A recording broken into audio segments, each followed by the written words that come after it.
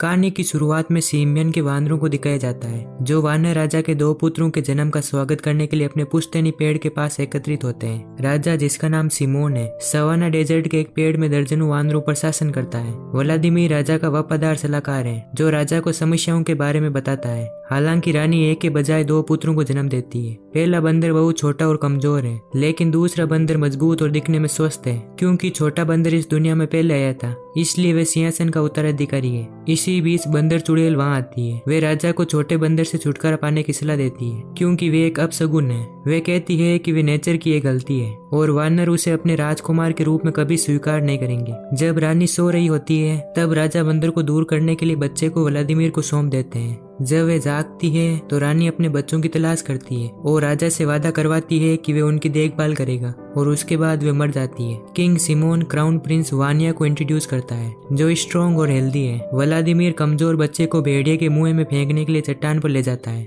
बच्चा व्लादिमीर के हाथों से चिपक जाता है जिससे उसका एक पल के लिए सही, लेकिन उसका मन बदल जाता है। हालांकि व्लादिमीर की निष्ठा राजा के साथ है, इसलिए वे बंदर को फेंक देता है और वहां से चला जाता है। इसी बीच कमजोर बंदर सीधे भेड़िए के मुंह में नहीं गिरता बल्कि एक बेल पर लटक जाता है। भेड़िया अंत में बच्चे को बेल से निकाल लेता है और उसके एक हाथ को काट लेता है। इससे पहले कि भेड़िया बच्चे को पूरी तरीके से नुकसान पहुंचा सके, एक दूसरा बंदर उसे बचा लेता है। बच्चा एक वानर की तरह चलने में असमर्थ है क्योंकि उसके दाहिने हाथ को भेड़िया ने काट लिया है। इसलिए उसका सेवियर, जिसका नाम इयान है, उसे अपनी पीठ पर सवारी करने की अनुमति देता है। कुछ समय बाद कमजोर बंदर एडवर्ड नाम का एडल्ट वानर बन जाता है। वे अभी भी इयान की पीठ पर सवार है क्योंकि उसका एक हाथ अब भी काम नहीं करता। वे दोनों अच्छे दोस्त हैं जो एक दूसरे के साथ झगड़ा करते हैं और एक दूसरे की देखभाल भी करते हैं। वे दूसरे वानरों से बहुत दूर चले जाते हैं। इयान को बोलने में समस्या है, इसलिए वे ठीक से बात नहीं कर सकता। एडवर्ड अपनी छोटी सी जगह में कुछ अंजीरें ढूंढ रहा है जिसे उसने पत्तों से ढके एक छेद में रखा था।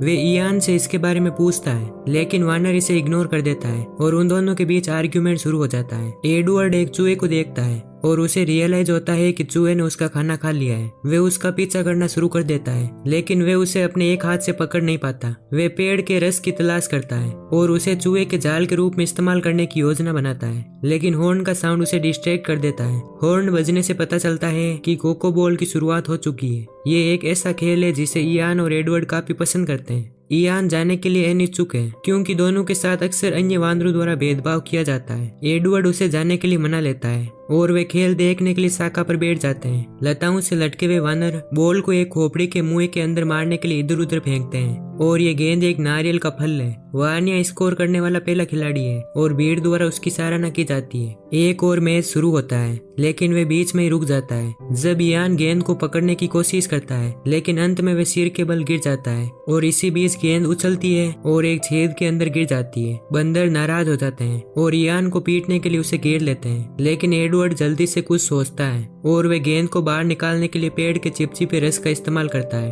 वानर उसके आसपास इकट्ठा हो जाते हैं और पूछते हैं कि उसने ये जादू कैसे किया, लेकिन तभी वानिया वहां आ जाता है और एडवर्ड से गेंद को ले लेता है। वानिया गेंद को फेंकने की कोशिश करता है, लेकिन उसका हाथ पेड़ के रस से चिपक जाता है। कई सारे वानर उसे निकालने की कोशिश करते हैं, लेकिन वे भी फंस जाते हैं। इसका अंत तब होता है जब गेंद उनके हाथों से निकलकर राजा सिमोन के सिर पर गिर जाती है। व्लादिमीर इसे हटाने की कोशिश करता है, लेकिन वे राजा के बालों का एक गुच्छा खींच लेता है। राजा ये सब की शुरुआत करने वाले अपराधी को जानना चाहता है। इसी बीच डाइन एडवर्ड को देखती है और व्लादिमीर से पूछती है कि क्या उसने बच्चे को उसके कहे अनुसार मार दिया था, और व्लादिमीर पुष्टि करता है कि उसने बच्चे को फेंक दिया था। वे उसे धमकाती है और इसका समाधान खोजने के लिए उसे भेजती है। हालांकि वानिया इसे सुन लेता है और वे अपने पिता से किसी दूसरे वानर के सिंहासन को लेने के बारे में बात करता है। राजा सिमोन इसके बारे में कुछ करने का वादा करते हैं। एडवर्ड और इयान अपने घोंसले में सफेद पहाड़ों के बारे में बहस कर रहे हैं जिसका इयान हमेशा सपना देखता है। राजा के आदेश पर सरगेई और मार्सेल वहां दिखाई देते हैं। वे एडवर्ड को बताते हैं कि उसे राजा ने बुलाया है। राजा की उपस्थिति में एडवर्ड पर जादू का अभ्यास करने का आरोप लगाया जाता है। एडवर्ड एक बार फिर उन्हें समझाता है कि ये जादू नहीं है बल्कि कुछ तरकीबें हैं जिन्हें उसने खोजा है, और वे उनमें से कुछ तरकीबें राजा को दिखाने के लिए आगे बढ़ता है। वे पत्तों से एक मुकुट बनाता है और एक पत्ते में पानी डालकर मिरर बनाता है। राजा पहली बार अपना रिफ्लेक्शन देख सकता है और वे अपने चेहरे को देखकर चकित हो जाता है। एडवर्ड राजा के लिए झूला बनाता है और उससे बातें करता रहता है। इसी बीच अचानक उन पर कीड़ों के झुंड द्वारा हमला कर दिया जाता है जो उस डाइन ने वहां भेजे हैं। राजा सिमोन को झूले से नीचे फेंक दिया जाता है और एडवर्ड पर चुड़ैल द्वारा हत्या करने के प्रयास का आरोप लगाया जाता है। वानिया उसे चट्टान से फेंकने का आदेश देता है और इयान देखने के अलावा कुछ नहीं कर सकता। राजा सिमोन ऊपर चढ़ता है और ये जानने की मांग करता है कि एडवर्ड को चट्टान से किसने फेंका। वानिया का कहना है कि उसने उसे मारने की कोशिश की, लेकिन राजा सिमोन वानिया पर एक सिमियन को मारने का आरोप लगाता है। एडवर्ड को पता चलता है कि उसे पेड़ से नीचे फेंक दिया गया है। इयान एक लता से लटक रहा है, लेकिन एडवर्ड इतनी ऊंचाई तक नहीं पहुंच पाता। वे इयान को छोड़ देता है और रेगिस्तान की ओर चला जाता है। वे दो विशाल शुतुरमुर्गों को देखता है और एक शुतुरमुर्ग के मुंह में लटके अंगूरों का गुच्छा पकड़ने की कोशिश करता है। इस तरह वे उनकी तरह दो पैरों पर खड़ा होना सीख जाता है। इसी बीच भेड़ियों का एक झुंड दिखाई देता है और उन तीनों को भागना पड़ता है। एडवर्ड पहले पीछे की ओर दौड़ता है, लेकिन शुतुरमुर्ग के दौड़ने के तरीके को देखकर वे आगे की ओर दौड़ना शुरू कर देता है और ये देखकर खुश हो जाता है कि अब वे तेजी से आगे बढ़ सकता है और उसका एक हाथ अब उसके लिए बाधा नहीं बनेगा। दूसरे बंदर उसे दौड़ते हुए देखते हैं और उसे चीयर करते हैं। तीनों गेंडों से भरे एक खेत में दौड़ते हैं और इसे तब तक पार करते हैं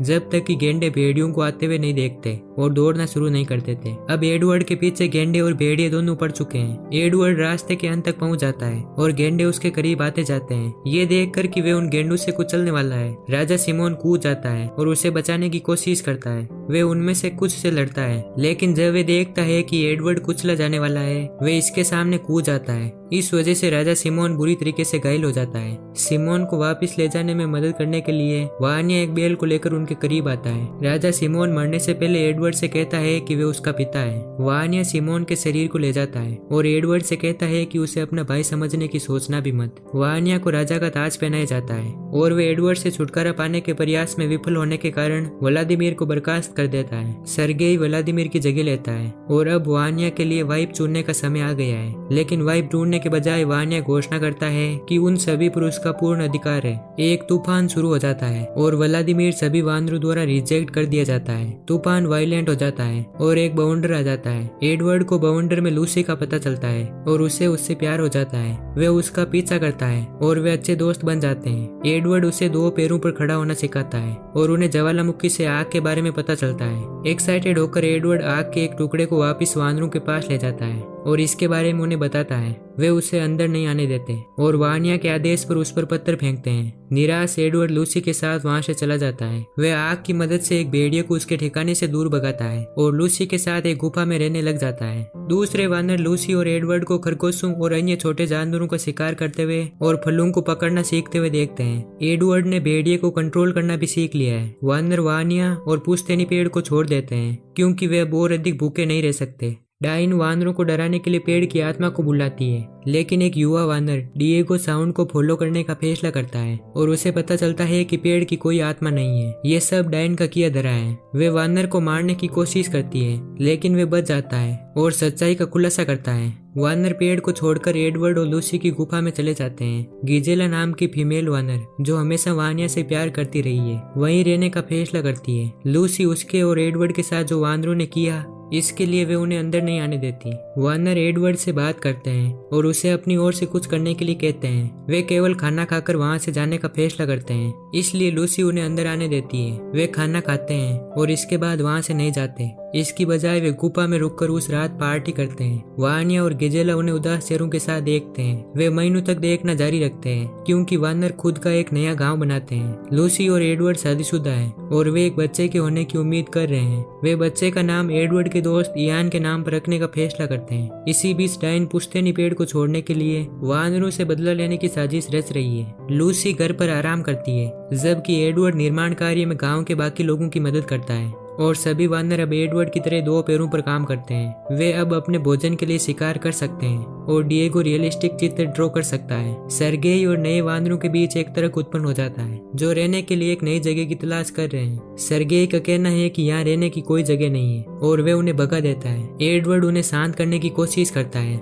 लेकिन इसी बीच एक टिड्डी दल गांव पर हमला कर देती है और वे सब कुछ नष्ट कर देती है। सर्गेई और वानर जानते हैं कि इस काम के लिए वे डाइन जिम्मेदार हैं, इसलिए वे उसके पीछे जाते हैं। वानरों की भीड़ पेड़ के ऊपर पहुंचने से पहले लूसी एडवर्ड से वानिया को बचाने के लिए कहती है। एडवर्ड वानिया को पुकारता है लेकिन वे कोई जवाब नहीं देता। भीड़ पेड़ पर पहुंच जाती है और वानिया छिपने की जगह से बाहर निकलता है। वानर वादा करते हैं कि अगर वे उन्हें पेड़ को दे देता है तो वे उसे जाने देंगे, लेकिन वानिया वादा करता है कि वे उन्हें जीवित छोड़ देगा यदि वे यहाँ से चले जाएंगे तो।